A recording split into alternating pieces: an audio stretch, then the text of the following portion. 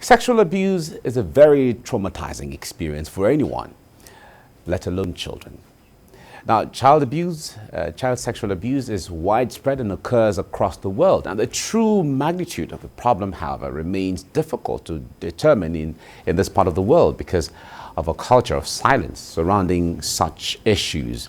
But thanks to social media and awareness, this narrative is gradually changing by the day. In many cases, victims of child sexual abuse know the perpetrators, with 30% of abusers being relatives of the affected child. Now, this is because abuse occurs in a variety of settings, including the home and school, with some level of trust existing between the victim and the abuser. Now, how much more should parents and the society at large be doing to prevent these acts? These are the issues we'll be talking about. And joining me in the studio for more on this and to talk about her books on the subject matter is Dr. Nimi Ekere, a consultant family physician, author, and child advocate. She is the founder of Smile and Shine Children's Foundation. Dr. Ekere, good to have you join me in the studio today. Thank you very much for having me. Great. Now, I'm sitting and looking at some very beautiful books that you have written for different age grades and so on. But before we go into the books, what they stand to address and all of that, let's talk about this issue of child sexual abuse, that what we see and the frequency by which we hear them seem to be alarming. Are we having more cases of these things, or they've always been there? Maybe we're just getting to know because of social media and all of that. Talk to us about this. Very correct. Thank you for having me. Child sexual abuse is very common. It has been common, but I think that social media amplified it. So you wake up to gory stories about children being abused by very close family members, sometimes fathers, stepfathers, brothers, uncles. And I must say that it can be very, very, very, very terrifying, to say the least. So it has been there, and social media just amplified it a great deal. And for the statistics, I don't know if it's on the rise or it's declining, but we just know that it's just so common.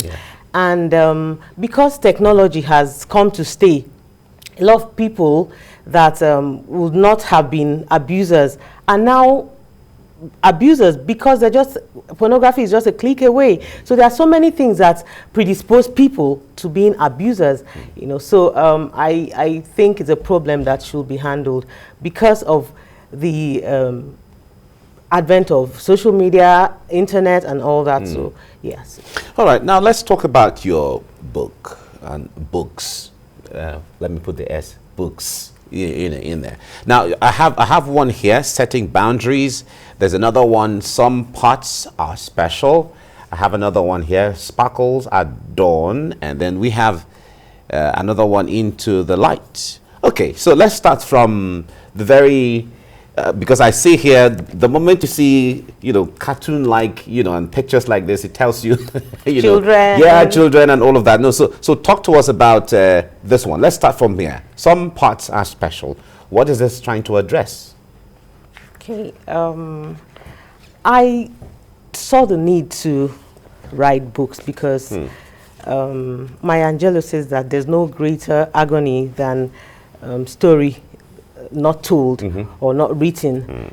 So I decided that books were the tools to convey this message, because like you rightly said, the culture of silence has not helped us at all. People wear it like a badge of honor in our society, and you don't blame them because it's a sacred thing. They're stigmatized if they open up. So I decided to write the books, and in any case I had worked with lots of children that were abused, and a lot of them could not tell their parents, and even the ones that told their parents were blamed and were told to shut up, So I felt that writing books will help them to prevent it in the first place. And then in the event that it happened, parents could also read and know what child sexual abuse is and know what to do to get the children help. So this I wrote because I felt that it was not going to be generic. The message will not be passed if I made it generic. It had to be individualized, so to say, age appropriate. Specific. Yes, specific, age specific and appropriate. So I thought that with reverting pictures, age, eye-catching photos and illustrations, that children would love it. And then words that are just appropriate and comprehensible for them. So I decided to do this, and it's just about children, Belema and Belema and Boma. Yes, I can see that here. Yes, I'm actually from River State. So I see. So he picks, names from indigenous beautiful, names. I don't want to use foreign names. That was good. Yes, good. So, and then there's a Bibi here too. Yes, I can see. Bibi is their kid sister. Oh, I see. So I mean, you see them taking care of Bibi. So at school they had a lesson, and their teacher was telling them about touches, good touches and bad touches, and how to not to keep secrets from their parents. And because 30% of children are abused by people that are very close to them, it makes you to it just tells you that you should not you should teach them not to, while they should trust, they should not overtrust, because it could be anyone. So they should look out for inappropriate behavior. This book's how talk to us basically what responses and feedbacks are you getting? Oh, it's been amazing.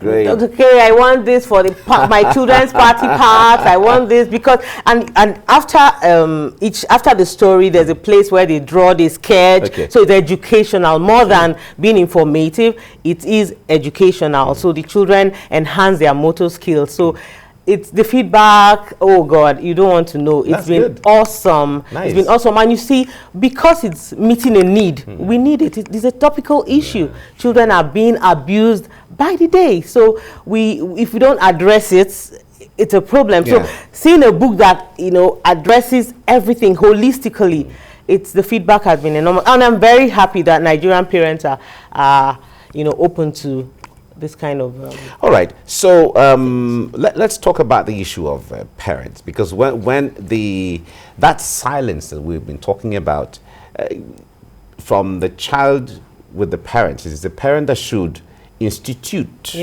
by trying to lead the child on how to talk and what to talk about and all of that. Now, what roles do parents have to play here? How should they change the dynamics from what it used to be? No, keep quiet, like you were saying earlier. No, how would you say that about uncle whatever, and so on?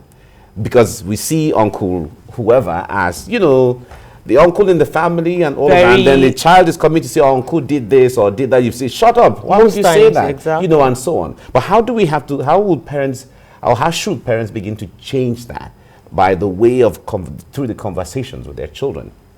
Because this seems to be very difficult. Well, now I'm sure that parents know that some uncles appear very pious, but they're just wolves in sheep's clothing. So that's mentality that this uncle is very good and it's trustworthy should not be absolute. That said, parents should endeavor to start very early. And when you say sex education, parents think it's a big thing, it's so overwhelming. No, it starts with the little discussions. How was school today? How did your day go? And make sure nobody touches you inappropriately. Make sure that you sit well as a girl. Make sure you comport yourself. Nobody pecks you or kisses you. Nobody hugs you in a way that is wrong. Little conversations you start and then and make them get used to it. Metamorphosis, All yes. Right. So let's talk about this next one. I see setting boundaries. Talk to us about this. What boundaries are we talking about? Yes, children have to set boundaries. And as they keep getting older, the chances of getting abused are increased. So you still have to, when you start early, you still have to continue, don't reinforce all that you have taught them. So for the setting boundaries, it's just about stories of children that were bold. They had been taught by their parents primarily, so they were already aware. So they were bold enough to tell adults that were acting Don't inappropriately. Don't go there. Don't try it. I'll tell mommy and daddy. And that's why fine. parents should rise up to the occasion to teach their children early enough. All right, and then we have another one, sparkles at dawn and then into the light. Now, the point there is, we don't have the time anymore, but this book's, from what I'm seeing here, really interesting and amazing books. Certainly, every parent should have a copy of this, and they should also try to begin to enlighten their children. Thank you so much, Dr. Nimi Ekere, for the painstaking effort into all of this. We wish you well. Thank you for having me. Thank you very much. Thank you.